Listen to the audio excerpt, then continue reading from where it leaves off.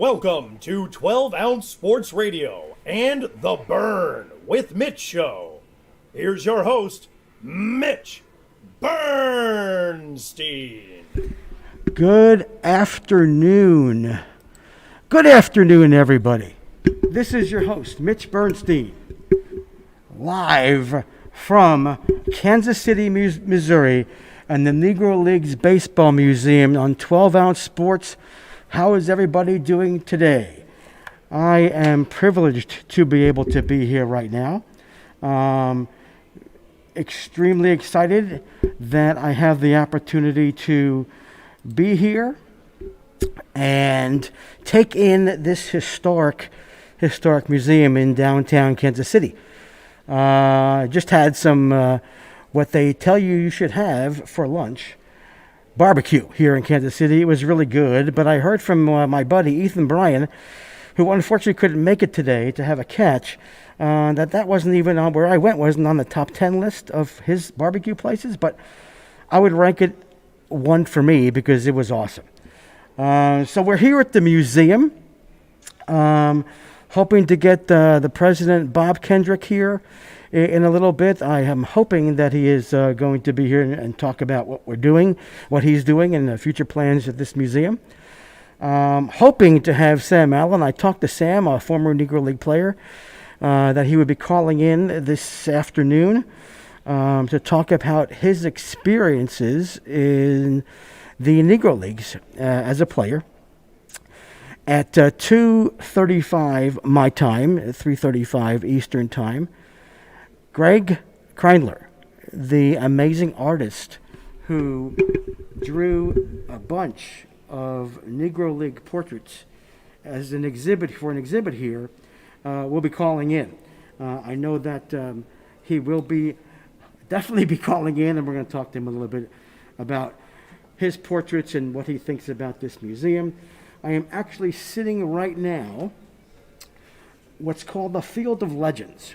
So what I'm looking at in front of me are 9 players, a batter, and an umpire as statues in a small field.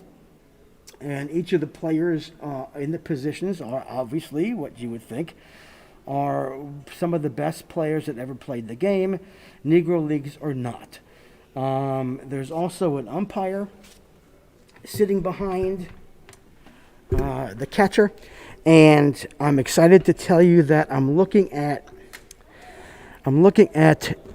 the umpire wear of Bob Motley, and we're going to have Byron on, his son, in a few weeks to talk about his dad as an umpire in the Negro League. So I'm very excited to have Byron on, and we'll talk what his dad's memories are and his experiences in the Negro League. So if you haven't been here and you want to know the history of the Negro Leagues, I didn't know about it. Many of you have listened to me talk about the Negro Leagues and the history of baseball.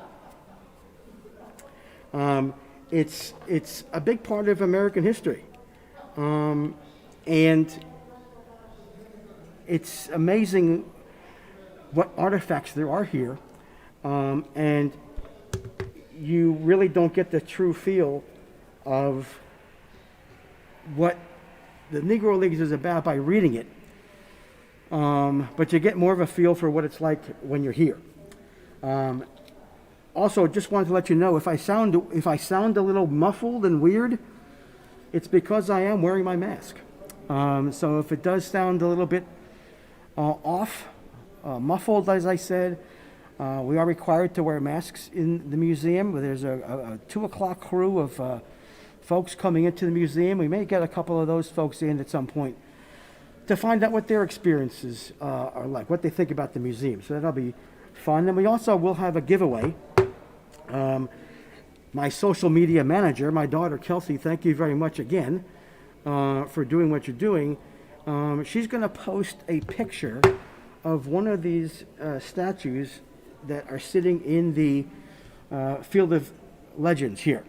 And once she posts that, we'll take guesses as to who the player is one winner will be chosen of all the correct entries to win a little Negro League Museum prize pack. So pay attention to that. After that post goes up, you'll have a week through the next show on Tuesday to post your answers and possibly win that little prize pack in the gift shop. I did my due diligence. I went into the gift shop. I am currently wearing, and I posted on a Facebook Live just recently, I am wearing my Philadelphia Stars. I figured I'd have to rep the city where I'm living right now. It's outside of Philadelphia, so I have a Philadelphia Stars Negro League Baseball Museum cap, and I have purchased a Negro Leagues 1920-2020 Negro League Centennial shirt. So I'm repping what I need to rep because I appreciate the opportunity to be here and look at what really went on to have the Negro Leagues happen.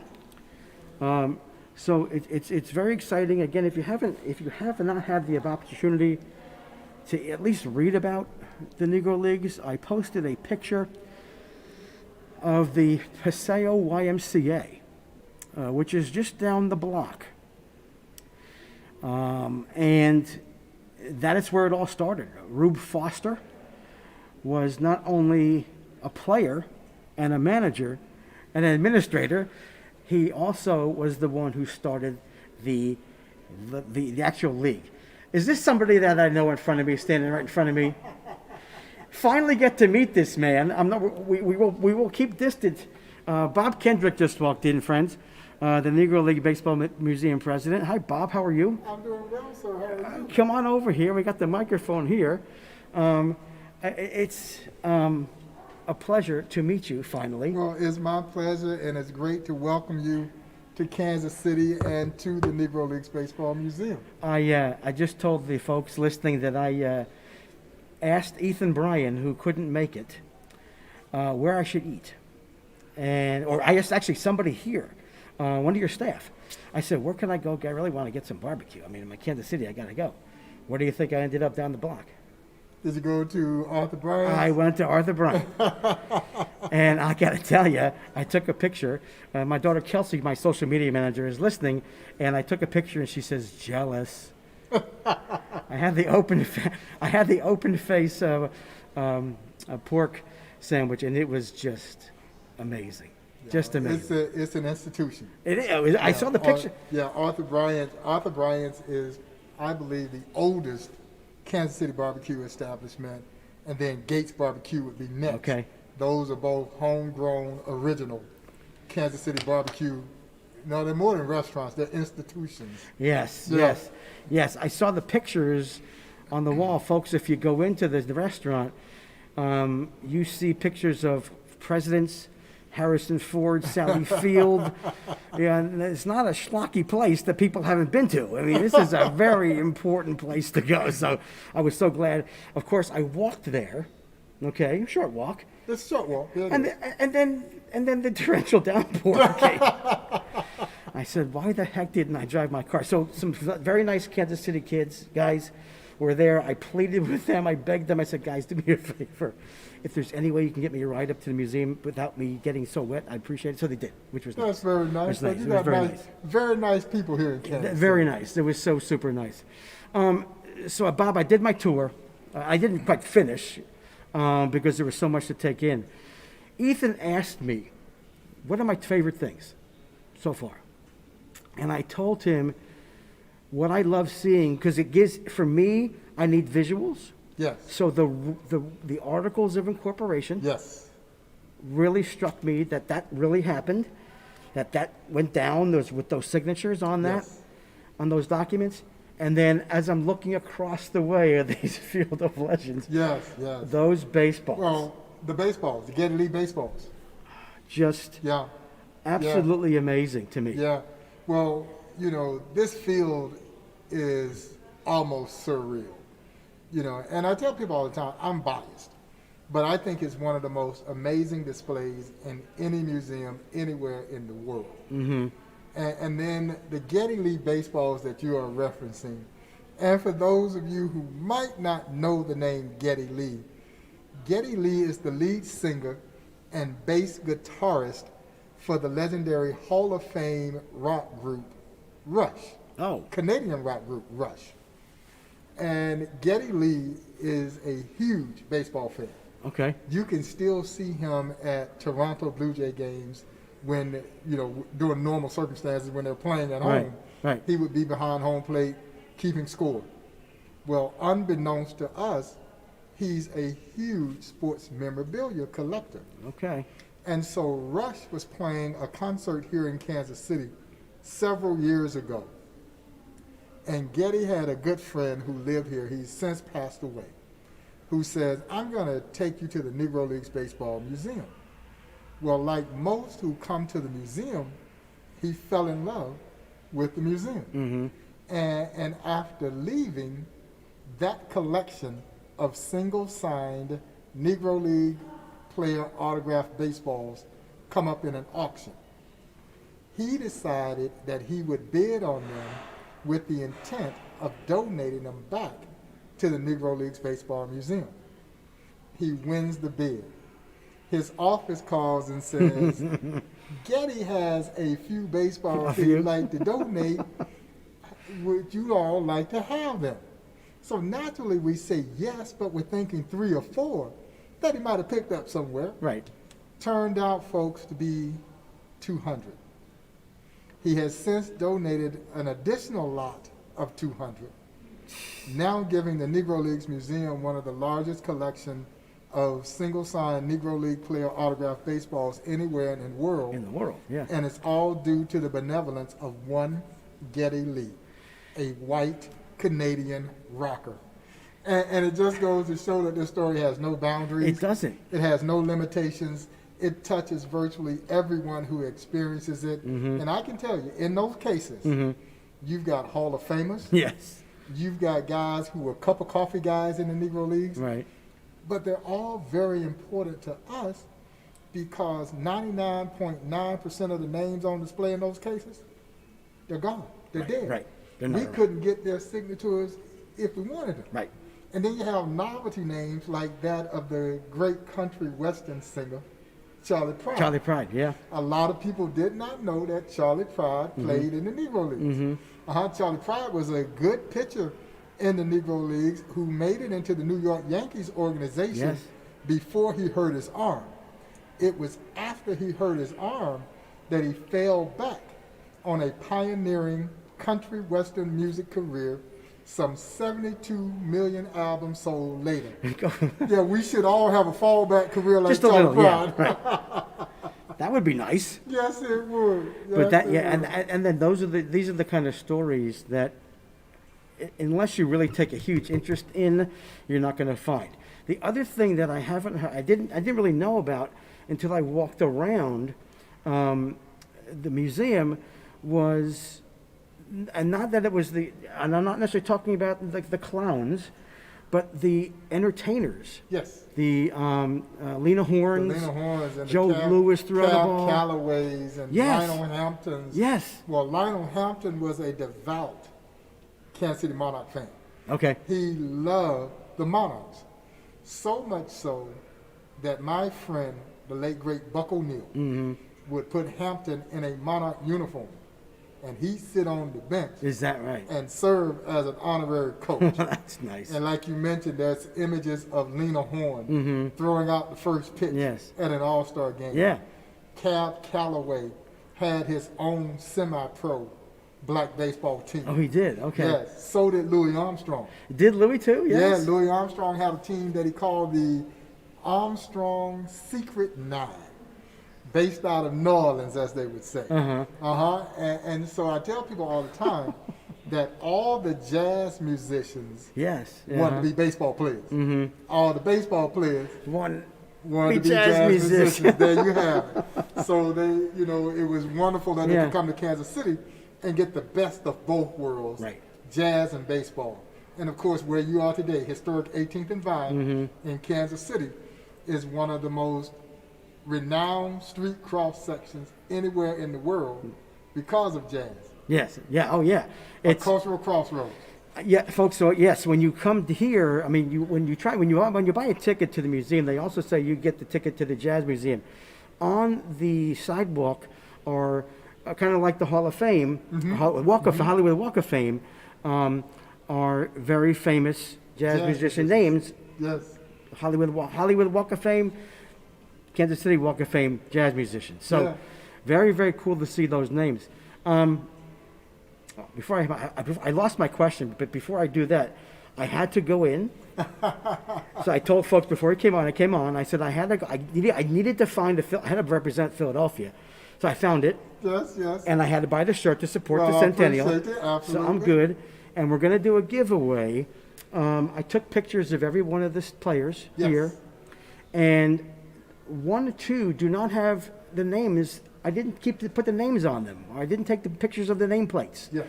So we're going to be posting these at To some see who point. people can identify. Exactly right. And the correct winners, the winners with the correct answer are going to get one winner will get a prize pack. A couple of little things from the gift shop. That's pretty doggone cool. Yeah, I That is wanted to pretty get cool. people involved, and I thought that, hey, listen, this is the way to go. Oh, you know who came to visit me today? Did you know Phil Dixon came to visit me this Oh, did he morning? really? That's Yes, he outstanding. did. So Phil was great. Friends, if you don't know Phil Dixon, Phil is a Negro Leagues historian. He's written 9 books, is that right? At least nine. At least 9 books about the Negro Leagues. He was trying to sell me the Dizzy Dean book in the book shop, but it was a gift shop, but it was a little too. I mean, I'll go get it because he talked about Philadelphia, and there's a chapter in there about him being in Philadelphia, which is a great story. He said, but I talked to Phil. It was great to talk. It's so fun to, like you. To put, To get to meet you is one thing. Talking on the phone is one thing, but to get to meet you in person is a whole nother world for anybody. And you guys especially, with what we're doing here today and throughout this year with the centennial celebration of the Negro Leagues. But Phil and I talked a bit about, a lot of little stories that he has that only he, as a historian and a researcher, can really tell. So if you're interested in getting books, folks, about the Negro Leagues, just Google Phil Dixon, Yeah. Phil S. Dixon, and that will come up. and he's one of the founding members of the Negro Leagues Museum. He is, okay. Yeah, he was one of the founding guys, when Buck O'Neill, officially founded this museum. Mm-hmm. But Phil and a group of others were there along with Buck and the late Horace Peterson Mm-hmm. when, helping establish this museum way back in 1990. Mm-hmm. Oh, here's what I was going to say.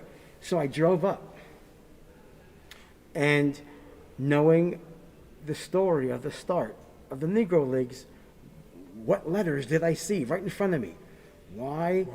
YMCA. I turned the corner, I parked the car, I did my little walk, and I said, I have to take this. So I did a Facebook Live. I said, folks, this is where it all That's started. where it all started. It says the YMCA. Uh-huh. That's where Rube Foster was. Yes. He got it all started there. That's one historic building. So I had to do that. I Yeah. mean, that to me was like Yeah.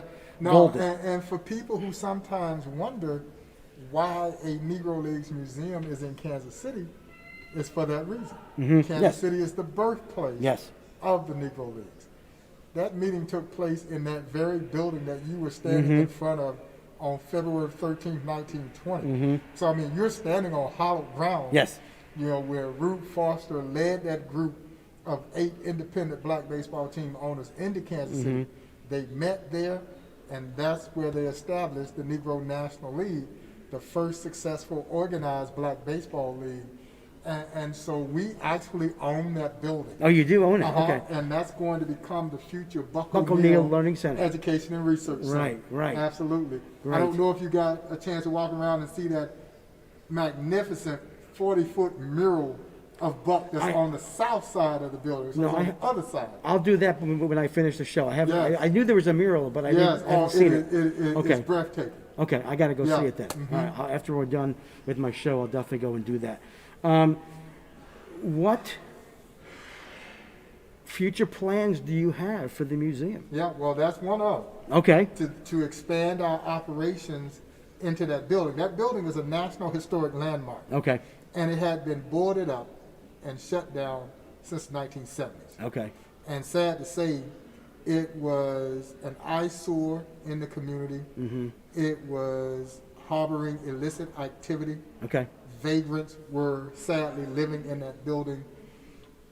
And then, thanks to the support and guidance of one of the barbecue barons here in Kansas City, Okay. Ollie Gates, of Gates Barbecue, Okay. he became kind of our pseudo project manager to help us restore that building. And we took ownership of that building a number of years ago. One of our former board members, the late Landon Rowland, purchased that building and donated it to the museum.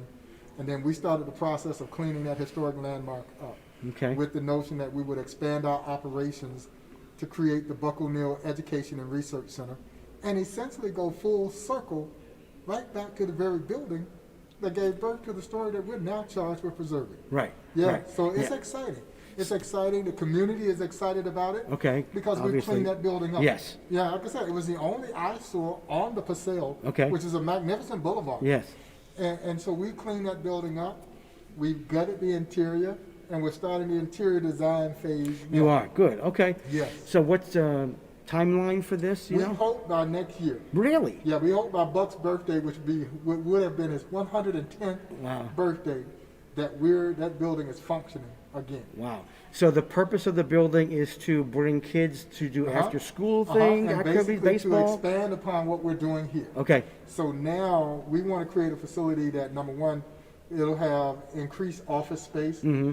It'll have some office lease space. It'll have a magnificent event center. Oh, good. It'll Oh, have educational classroom space. It will ultimately have an interactive math and science of baseball experience. That's awesome. Yeah, Yeah, that's awesome. and expanded exhibit opportunities. Yeah. As well as a formal research library so that the works of people like Phil Dixon and Mm-hmm. other Negro League historians can all be housed there. And so whether you're a kid writing his first paper on Mm-hmm. Jackie Robinson or you're working on your thesis on the economic impact of the Negro Leagues, Right. you can have a one-stop stop to come and get that information. And you know, I've told you in an interview when we talked before. I told Phil, you know, I wasn't a great student. But if you had given me an opportunity to have baseball as a background for history, math, you know, Yes, with the absolutely. speed of the pitch and the batter swing, you know, anything that incorporated the kids are going to, there's no doubt when you can apply something the kids love, they're going to learn better. I think so, and that's certainly our mindset. Yeah. You know, I was the same way. I wasn't great at math and science. I think I would have been far more interested in math and science with it applied to baseball. Yes. And you got to believe that if you can increase the interest, then I think everything else will follow. No, absolutely. Yeah, yeah. To me, there's no doubt. I mean, and again, we talked about the history lessons that we had in high school, and you know, some of the classes I don't even remember. The one class, all we did was memorize terms. We read the book, and then I said, "Wow, I got a B in history. I don't really like history, but I got a B. How did that happen?" Well, I could memorize. But when we went through the U.S. history part of the 20s to 30s to with segregation and all that what happened in the South in the Civil War, but if you had thrown baseball in there, the Negro Leagues in there at some point, you would have had me. Yeah. I would have been more Yeah. interested to learn about all the stuff that went on. And I tell people all the time, if you want to know the history of this country, Uh-huh. learn the history of baseball. Right, exactly. They parallel. Yeah. They absolutely do. And the Negro Leagues are such an important part of that story. Unfortunately, it is not a story that is readily known because it's not in the pages of American history books. I'm going to interrupt you real quick. This is what I told Phil. First thing I told Phil, I'm at Cracker Barrel this morning, okay, having breakfast. And as you know, there's a bunch of historical pictures and portraits and newspaper clippings on the walls. And I started to think, I looked around and I'm going, there are no pictures of black people Yeah. here. You have Kansas City right in the Negro League Museum. I'm thinking, I got to tell Bob about this. And I talked to Phil. I said, got to get on the managers of the Cracker Barrels to say, what's going on? Wouldn't it be neat to have some pictures of real history and Well, and particularly as it relates to the history of our great city. yes, You know, yes, this is a city that hangs its hat on two things: barbecue, and barbecue, jazz. And Jazz, both right. of those things originate here at historic 18th and Vine. okay, wow, Yeah, those Okay. things Yeah. originate here. The Yeah. two things that we hang our hat on Yes. in this great city is barbecue and jazz. And even if you throw in baseball, really baseball's origins are right here at historic 18th and Absolutely. Vine. Yeah. The great Kansas City Monarchs, yes, who is still, and I say this with no disrespect to my beloved Kansas City Royals. The Kansas City Monarchs are still the greatest baseball franchise our city has ever seen. Yeah, you look at the They record. had one losing season. That's it, right. In their almost 40-year existence in the Negro Leagues. They sent more players to the major leagues than any other Negro League franchise. They were a model organization, and there are those who will say that the Kansas City Monarchs were the New York Yankees of Yes, the Negro League. yes, There are others, however, who will say that the New York Yankees were the Kansas City Monarchs of the major leagues. exactly They right. were that That's good. exactly right, And, yeah. And so, yeah, they are missing the boat because, again, what makes all of our cities, whether it's Philadelphia, whether it's Kansas City, what makes all of these cities so great is the diversity of cultures that come in. And if you're missing any of those elements, you're doing a disservice. disservice. Yes, exactly. We need to do more teachings, and you know, as we talk about this day and age, right? What's happening now? How and when, how it can be incorporated, I don't know. It's just that the history of the Negro Leagues is part, and you and I talked about this, part of American culture. It's part of the United States culture. Oh, it is. It is. And the way that we treat the story here, this is not a sad story. No, and I you- think a lot of people think that it's going to be sad Right. because they understand the fact that this story is obviously set against the backdrop of American segregation. Right. Segregation was a horrible chapter in this country's history. But our story is what occurred out of segregation. Right. This wonderful story of triumph and conquest, And to me, it's perseverance too. and perseverance, Right. and passion, Yes. and courage. Yep. And it's all predicated on one small, simple principle. You won't let me play with you, I'll create a league of my own. Yeah, and when you stop to think about that, that is the American way. And so while America was trying to prevent them from sharing in the joys of her so-called national pastime, it was the American spirit that allowed them to persevere and prevail. Entrepreneurship via Rube Foster. There you have it. That's it, There you right? have it. Wouldn't the Sharks be proud of Rube? Shark Tank, right? They- Oh, absolutely. Absolutely. He was the original Shark. I mean, he started, like you said, he did what he had to do. Well, he was a brilliant mind. Yeah, And a lot of people don't understand that Rube Foster had been a great player himself in Oh, the yeah. early era of black baseball. I just saw that. Yeah. You So- read so much about him being the Everybody initiator. thinks about the executive role. Exactly, but I But- didn't realize how good a pitcher he was. Now, Rube had been a great player, outstanding pitcher. Yeah, yeah. Earned his nickname Rube because he beat the great major leaguer Rube Waddell in a head-to-head matchup when he was just a youngster. Okay, They wow. nicknamed him Rube, and he's Rube until the day he died. Gotcha. Uh-huh. Interesting, yeah. But he's also credited with having invented what we now know to be the screwball. Oh, he did. Back then it was called a fadeaway. Okay. And Rube Foster perfected that pitch. So much so that the great major league manager, John McGraw, would sneak Rube into his camp so that Rube Foster could teach Christy Matheson how to throw the screwball. Is that right? Christy Matheson threw the doggone pitch all the way into the National Baseball Hall of He Fame did, yeah. that he learned from Rube Foster. Foster. Yeah, and so when you start to examine Foster's career, player, Right. manager, Yes. executive, no one in baseball history comes close to matching what Foster was able to do. Because he was great at all of everything. I was just gonna say because he did it all. Yeah, he did it all. Branch Rickey was great as an executive. Right. Yeah, he was okay ball player.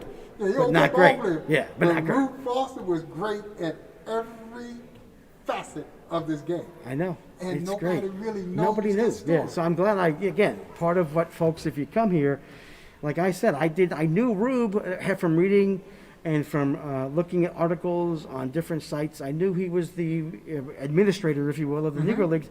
And I came here at 10 o'clock, and about 10:20, I was over, 10:25, I was over in that spot.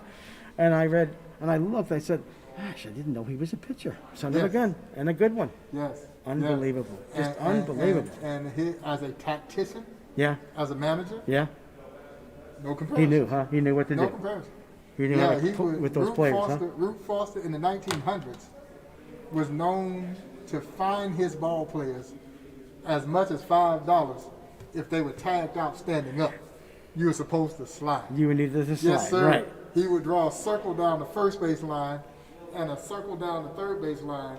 And if every one of his players couldn't drop a bunt inside that circle, he would fine them. See, I just wish our managers these days would do that. There's no accountability for crying out loud. Nice, they come to the dugout and they get pats on the back. Yeah, good try. No. You got to be. You got to get it done. You got to breed excellence. You got to just say. That's You got to lay it down. That's it. I can tell you now, $5 in the early 1900s That was a lot of money. was a lot of money. They didn't want to give that up. Absolutely. No, So you best not. believe they were sliding into those bases. Oh yeah, and whatever raspberries they ended up getting, too bad, right? So I'm looking here, and that's a very unique chair made of bats. Yes, made of bats. It's our Game of Thrones. It's the Game of Thrones. Oh, Game of Thrones chair. Oh shoot, I gotta. And a I didn't. local- I didn't watch Game of Thrones, so I didn't know about it. I didn't really watch it either, but I know a lot of folks did. I'm gonna have to take it back. I gotta take a picture. I gotta get a picture and from a it. local TV station Uh-huh. had that made, and they donated it to us. Nice. And so our guests enjoy it. They take the pictures on Yeah. the throne. That's and great, sure. Yeah, the whole 9 yards. That's a great thing. And there's a big bat over here, signed by a Yes. whole bunch of players. Yeah, that was from when we celebrated the 75th anniversary Okay. of the Negro Leagues. Lyman Bostock, I remember Lyman. Yeah, senior. Kansas His City. son, of course, was murdered. He That's played in right. Major League. I remember that, Lyman yeah. Bostock Jr. Yes. Well, Lyman Bostock carved that bat Oh, he and did? brought it for that reunion here to Kansas City. Neat. Now, every one of the players will tell you they swung a bat that big. Listen, I've seen old bats. They probably felt that way. I mean, I picked a couple of them up. I was like, how do these guys swing these bats? It's crazy. I'm looking here, and this is who at bat? That is Martin DeHigo. Here you go. The great Cuban player. Okay. I'm looking at his grip because I'm a baseball player. Yeah. His hand. Now I don't know if he's getting ready to put it Yeah, down. I think he's probably going to put it down, Okay. and they just captured him in that pose. Okay, but- okay, because so folks, what I'm looking at is DeHigo's got his hands separated, and some players did, even today, a little bit of separation. But I was asking Bob, is that the way he hit the ball? Yeah. So he doesn't think so. So see, my baseball eyes are all over this place. Man, it's so special. It really and is. these statues are so amazingly lifelike. With their lifelike, they are. Yeah. They're, Yeah, they're and they're all gorgeous. life size based on the height, weight, data information Wow. that we had on each of them. And what are they made of? Bronze. They are bronze. Yeah, Okay, they're all bronze bronze. statues. Okay, very cool. You know who's calling in a minute? Is Greg calling? Yes, he is. That's my man. He is calling. That's my man. Well, So you we're- be sure to tell him I hello will. for me. And Eric Gray also says hello. Oh, fantastic. I met Eric on Facebook, and we connected, and it was a beautiful thing to talk to him. And he said, "Say hello." Here comes Craig right now. Bob, thank you for being here, buddy. I really appreciate Well, it. thank you Are for you gonna be being here. around? I'll be around. Okay, I'll be come see you. around. I'll Yeah. come see you. Thank you, Bob. Okay, you're very welcome.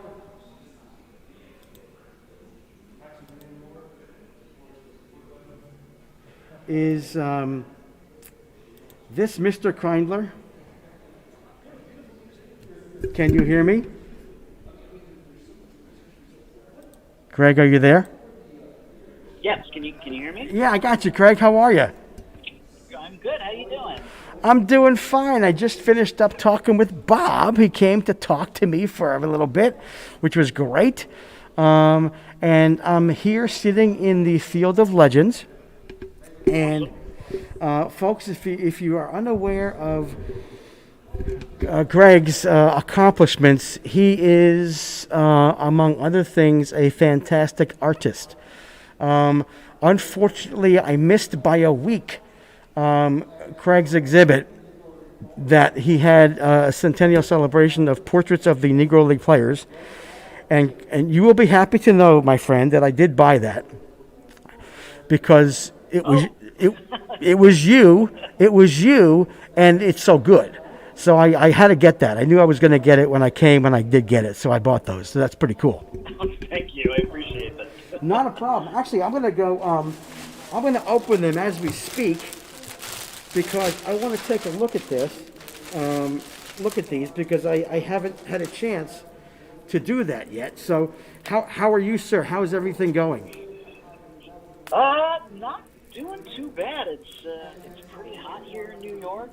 And, everything is still kind of shut down because of the virus. Yep. But, we're all doing our best to manage, and I'm trying to paint when I can. Usually that's when my kids are asleep. So yeah, I kind of figured that. I knew you had kids and they're younger, and it's a matter of having to do those when you have the best opportunity, which is when the kids are in bed. Yes, I get that.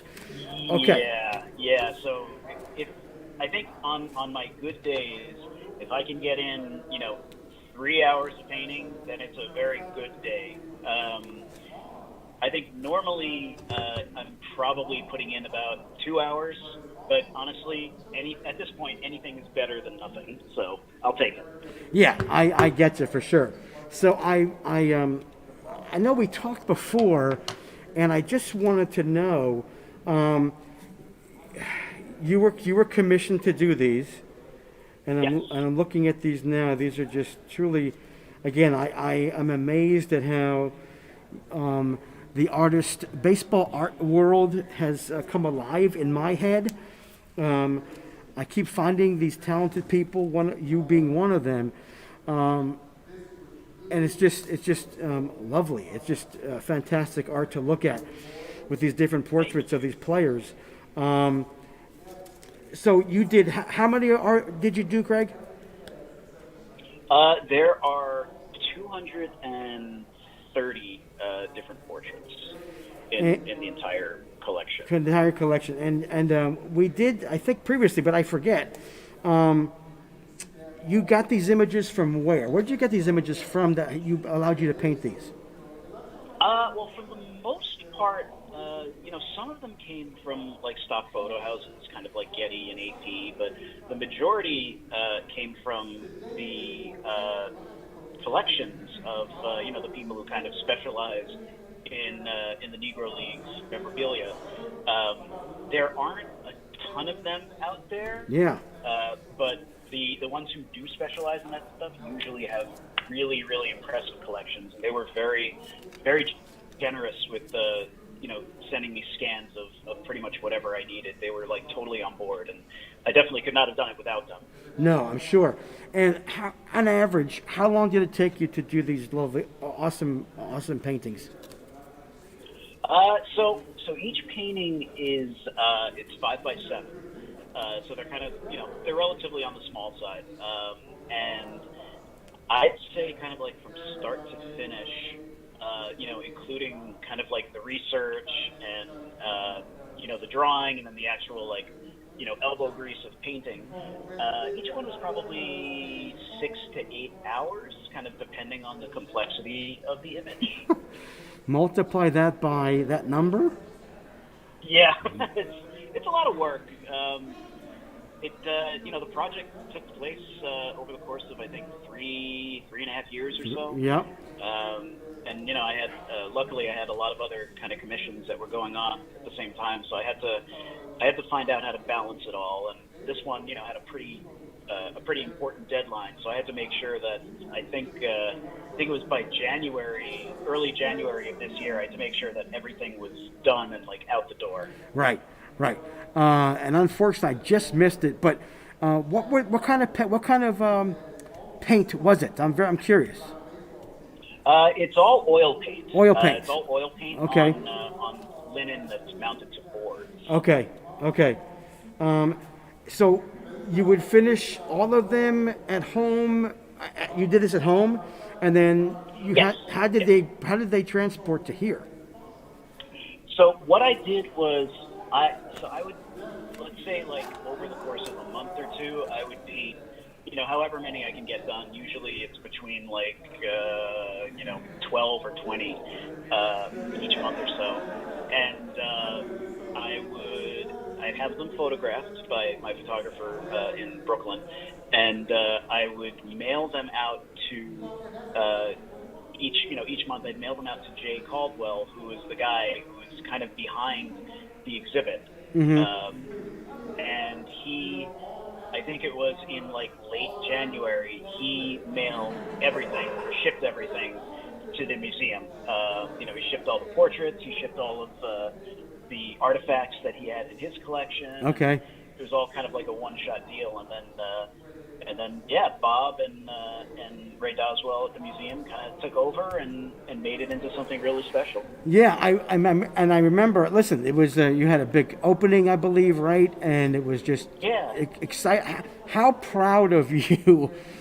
How proud were you to be able to finally get these things here, get them up on the wall? And would you just sit back and go, "Wow, I did this"? Yeah. I mean, looking at them on the wall, kind of in person, you kind of see a lot of hours in there. Like you see, wow, I've spent a good portion of the last 3.5 years just focusing on this, and it was a really nice moment. I mean, I was definitely proud, but at the same time, also just incredibly honored that the museum kind of allowed them to hang, for probably one of their biggest anniversaries. And Ever. the fact that they were so into the idea, that was such an honor for me. I'm going through these. I mean,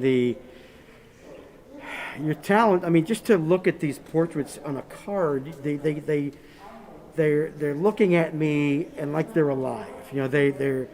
They just coming out of the paper. So it's really just amazing what you did in terms of making these guys come to life.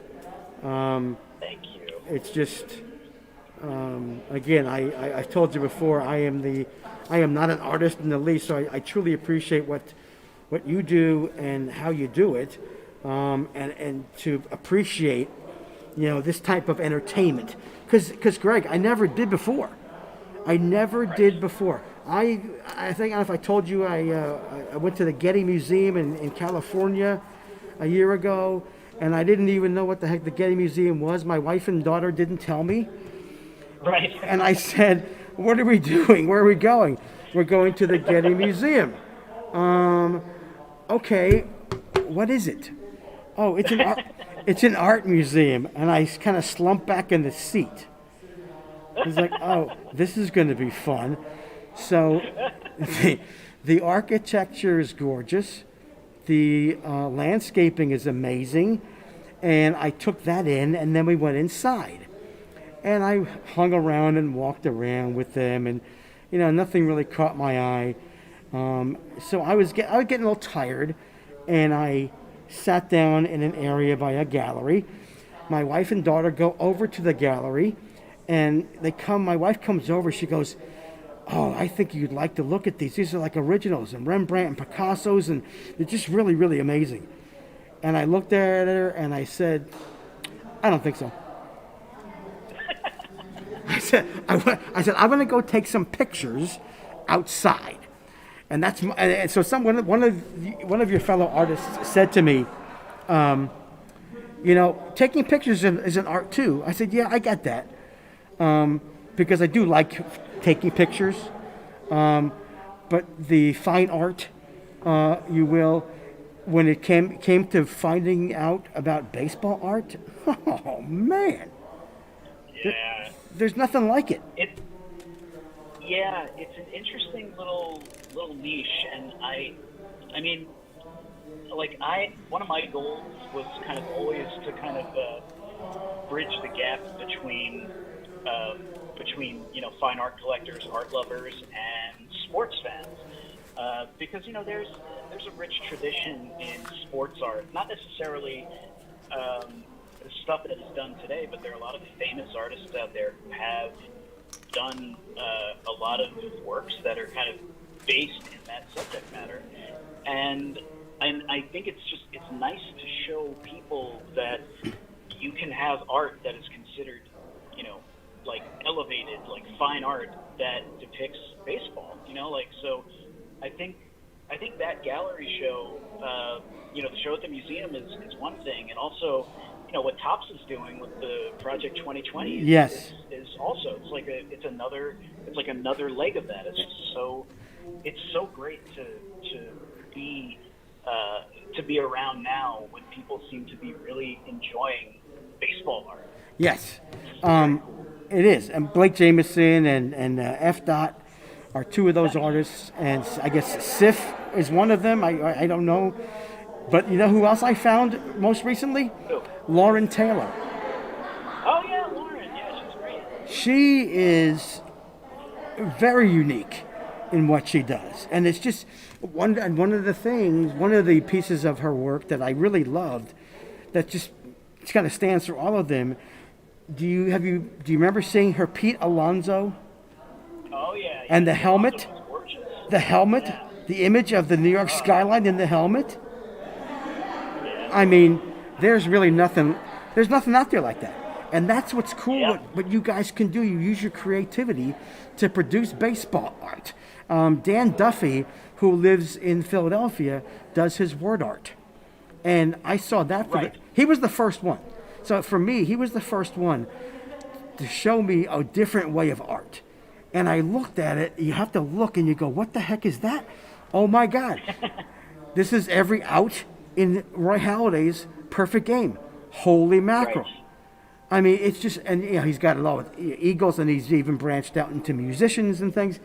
So it's just so very cool for someone who isn't necessarily into the traditional Picasso, Rembrandt, et cetera, and takes their own passions to be able to appreciate the sport and looking at it in a different way. That's what's cool about it. Absolutely, yeah. I mean, it makes it a lot more accessible, and I think I think that there's like this weird notion that people who are into art can be kind of like really snobby, and they're into they have a lot of money, and they go to fancy cocktail parties and things like that, but this kind of art, I think, is just able to kind of bridge the gap between, the average person to the millionaires.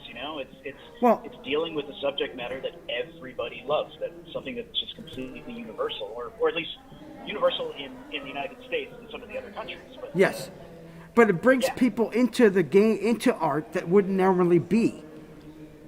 Right. That I think is the key. You bring me baseball, I'm in. And there are, Right. every sport. You do it for football, you do it for basketball, you do it for hockey. You've got that fan base has increased by 4, which is great for you guys because you can figure out a way to get it done. Right. Which is amazing. So what are you working on now? Anything besides keeping the kids at bay? I think that's the biggest job. But I'm just trying to catch up on commission work. Okay. I have a lot of stuff kind of going on at once. So like I'm finishing up this painting of Michael Jordan that is a kind of a recreation of his 86-87 year rookie. Neat. Which is kind of interesting. So I'm finishing that up. I've got a Babe Ruth painting I'm working on, a George Brett painting I'm working on, a Willie Mays. Oh. Beautiful. I got a lot of stuff. I'm really blessed. Yeah, you are. Incredibly grateful. That's awesome for you. Yeah. So I forgot who was your team in baseball?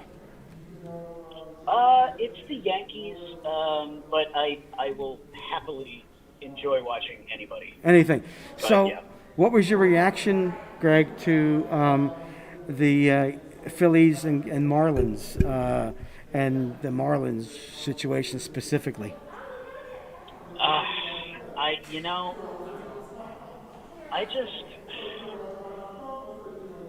right. The thing is, as much as I love having baseball going on right now, and obviously it's kind of different than what we're used to because there are no fans in the stands and everything is just very, very different. I just don't think that the season should have happened because I just didn't think that there was any way that you could get through an entire season or even a partial season with this thing not getting bad.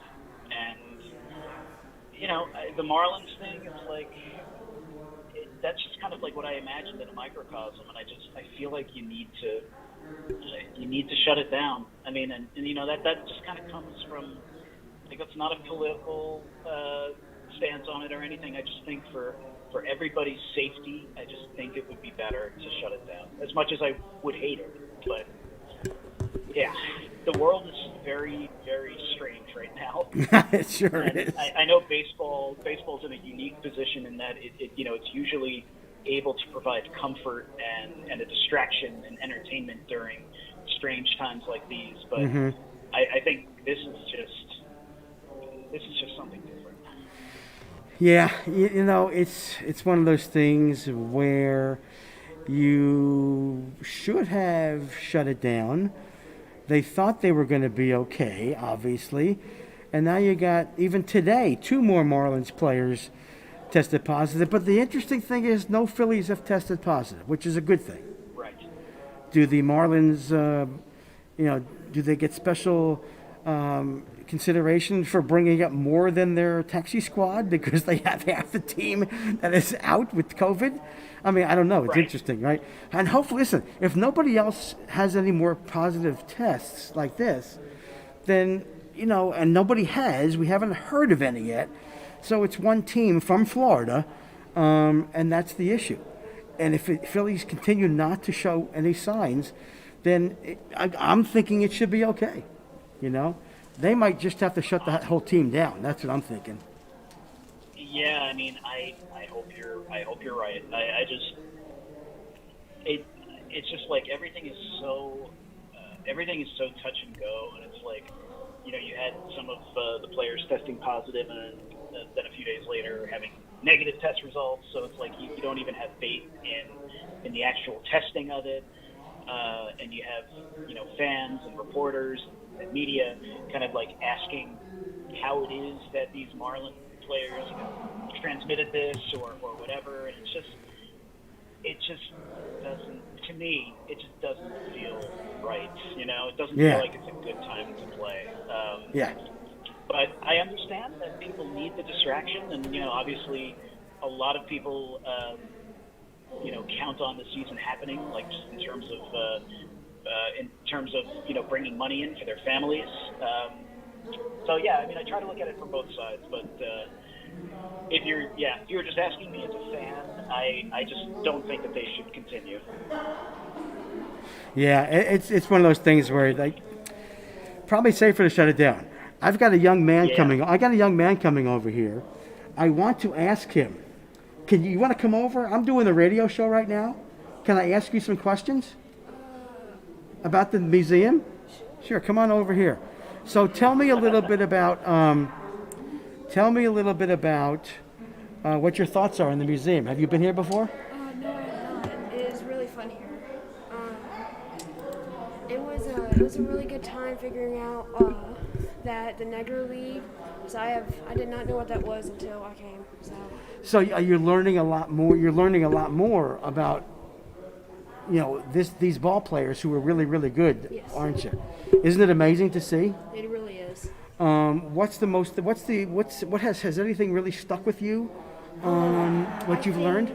That just looking around the museum and seeing all the jerseys and how different they look from the White League. I think it's really cool how they did that. Yeah. I really like this museum, and I really hope I can come back here again. Where are you from? I am from Memphis, Tennessee. Memphis, Tennessee. Okay. Did you like the display of the baseballs over there? I did. Is that amazing or what? I took a panoramic shot of my camera, so I got them all in my camera. So I'm gonna keep that as a neat shot, isn't it? A neat shot. I'll show you before I get off the air, or after I get off the air, I'll show you my picture. What's your name? Paxton LaRue. Say it again. Paxton LaRue. Paxton. Paxton, thanks for stopping by here. I appreciate it very much. Thank you. So, Greg, it's just fun to get a young person's perspective. You know, they didn't know anything about what went on either. You know, and he really liked that. Yeah, that's the great thing. Well, one of the great things about the museum. I think that there's such a rich history in the Negro Leagues, and it can even seem kind of intimidating because there's so much to kind of learn about, so much that most baseball fans don't know anything about. But the museum and people like Bob, I think, make it very digestible and very accessible, and it's really kind of an emotional experience coming there, and I mean, especially for the young kids. I think that they do such a great job, and I'm very jealous that you're there because I would love to be there. And I would certainly love to see Bob because I would love to give the man a hug, even though I can't give him a hug. Exactly. The virus. But yeah, it's just so much warmth, emanating from that museum and the people who work there. Yeah, it really is. And I didn't, the good thing is it's small enough.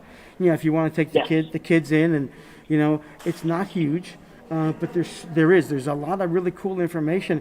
One of which I told Bob, I didn't know that Rube Foster was a really good player, in addition to being a manager and an owner, if you will. Yes. And the other piece of the pie that I learned was about all the entertainers that were very interested in the Negro Leagues, and they came and threw out first balls and that kind of stuff. So part of what they did, and not necessarily the clowns teams, but the entertainers, any team that brought in entertainers, that was what people loved, and this was huge. I mean, they packed crowds, they packed stadiums with these teams on the weekends, and you see pictures and you go, oh my gosh, and it's just such a shame that not everybody got to see them play. Yeah. I mean,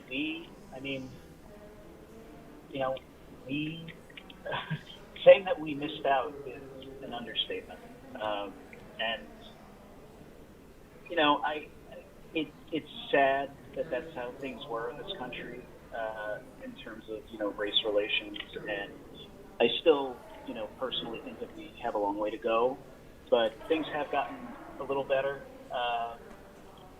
And, it's important to continue to learn about this stuff, and it's important to celebrate it. And, it's important to realize that it was an amazing thing for the fact that Rube Foster and those magnets and other players, they were shut out of the white leagues, and they literally became entrepreneurs, and they made their own league.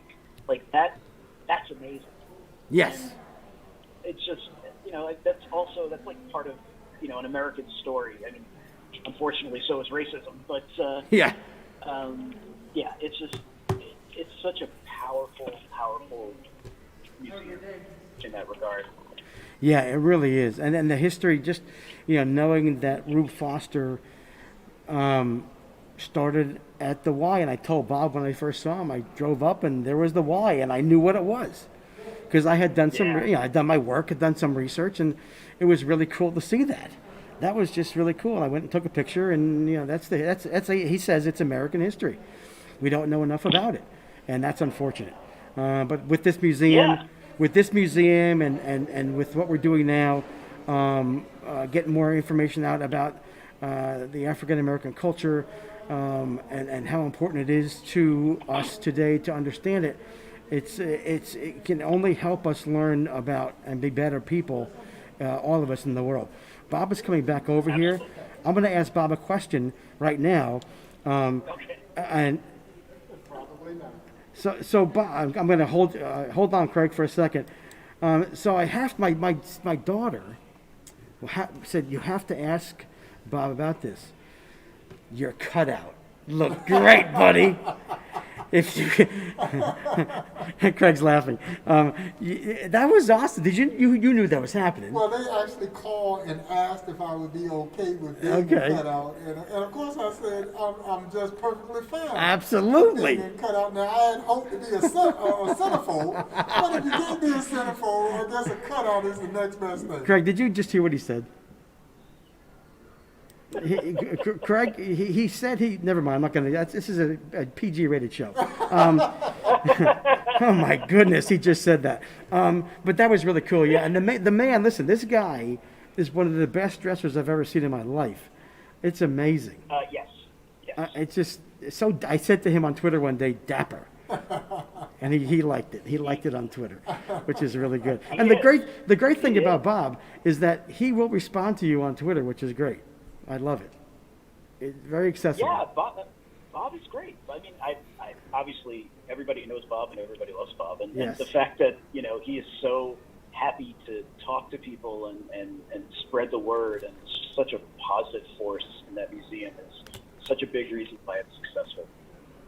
Yeah, it's just and he just spent what 15 minutes, maybe 20, talking to folks who were visiting. That's him, man. Yep, he's the man. He's the man for sure. All right, Craig, I'll let you go. I appreciate you calling in. I love the talking to you, and one of these days we're going to meet, for sure. I would love that. Yeah, once this is over, And without masks. without masks. You said you're in New York, right? Yes, in Brooklyn. Okay, so you're not too far from me. So at some point we will meet for sure. I would love it. Awesome, me too. And please, I don't know if it's possible, but give Bob like an air hug from me. I need to give you an air hug for him. Yes. Okay, I will by do all that. means. I will do that for sure. And No I'll problem. Send it right back. He'll send it right back. I'm going to get squeezed so hard, both ways, which is great. All right, Greg, thank you very much for coming on. I appreciate it. Thanks, Mitch. I'll talk to you soon. Okay, for sure. take care. No All problem. right. Take care, buddy. Bye-bye. So, Bob, I want to, again, thank you for letting me come in. Oh man, it's our pleasure. It's, I'm so glad that I found out about the Centennial Celebration. We talked on the show in January I was at school, and at some point, who knows when, if we could, maybe in the spring, who knows, with the money situation, bring in the Boys of Summer movie to our school, Westtown, and to just have them take a look and understand what these guys went through, and use Lauren's curriculum to have people understand better what happened. And I think it's important that they understand what the athletes had to endure Yes. to play this game. But I think it's equally important that they understand the joy that they had playing this game, Yeah, even against the hardships that they would have to encounter. right. And they would never allow that adversity to kill their love of the game. Right. And I think that's why people respond to the story in such a compelling way. And it's a very awe-inspiring kind of story. Because they never cried about the social injustice. Right. They just went out and did something about it. They just want, exactly, did something about it. And I just remember your first statement to me is they just wanted to play. That's it. They just wanted to play ball. Now, they didn't have no idea they were making history. That's exactly They right. didn't care about making history. They just wanted to play ball. And they sure did. It's And just, they could play. and it's so, being here, it just gives me more of a wish that at some point you can go back in a time machine Yes. and watch yes. these guys play. Yeah. Just looking at the Well, statistics. you know, one of my greatest disappointments, and you know, I haven't had, fortunately for me in this crazy life of ours, I haven't had very many. But one of my greatest disappointments is I never got to meet Satchel Paige. Yeah. And Satchel was here in Kansas City when I was here. Mm. I was still in college when he died in 1982. Okay. And so I never got the opportunity to meet him. I've gotten an opportunity to meet a number of Negro League players, but I never got to meet Satchel. Yeah. Yeah, it just, again, your mind says, how cool would it have been to be able to? But at least we have the memories. We have what you're Yeah, doing here yeah, with, no, absolutely. and the books and the archives and the statistics that, and these beautiful statues that allow us to see them, though not alive. Yes. Keep a little image in our brains, Yes. which is just absolutely. so awesome. Bob, thank you for coming over here and taking the time to be with me today. It's just, I so appreciate it. I'm honored that you could do this. It was No, awesome. no, it's absolutely my pleasure.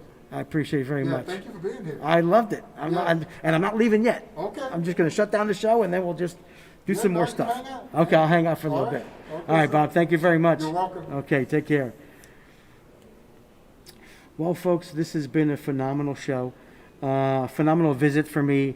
Sam Allen unfortunately couldn't make it, but Bob was gracious enough with his time to be able to come over and really talk about his passion, which is this museum. I will post a video. You know that there is a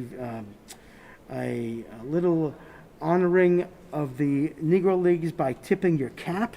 So I am going to be here in the museum and take a video of tipping my cap to the Negro Leagues.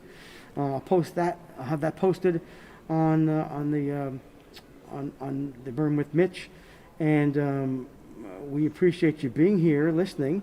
It'll continue to be restreamed. Go tell your friends to listen to this show because it was a great show with my guests, Bob Kendrick, the president of the Negro League Baseball Museum, and Greg Kreindler, amazing artist and who did a bunch of 200 portraits of Negro League players that were here in the Negro League Museum. You can still catch his portraits on some cards here at the museum. I'll post some of those also.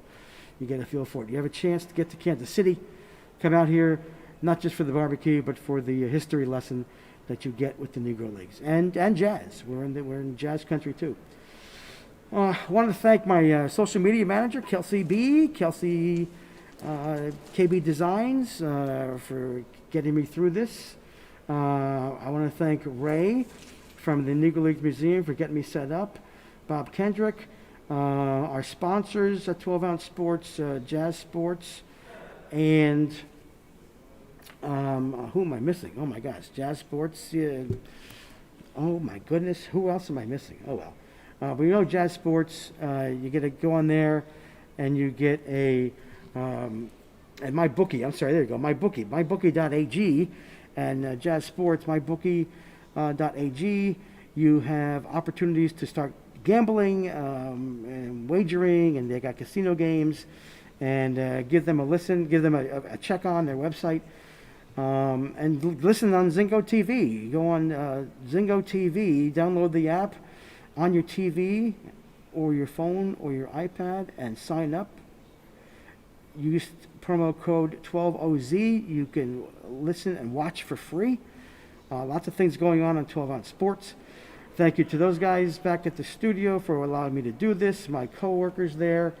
It's been a great visit, and I will be back with another show next Tuesday, regular time slot, 6 to 8 p.m. Eastern Time, and my two guests I have coming on with me are Maybelle Blair, former All-American Girls Professional Baseball League player, and Shirley Berkovich, same thing, player from the All-American Girls Professional Baseball League. So we go from Negro Leagues to the Women's Professional Baseball Leagues next week.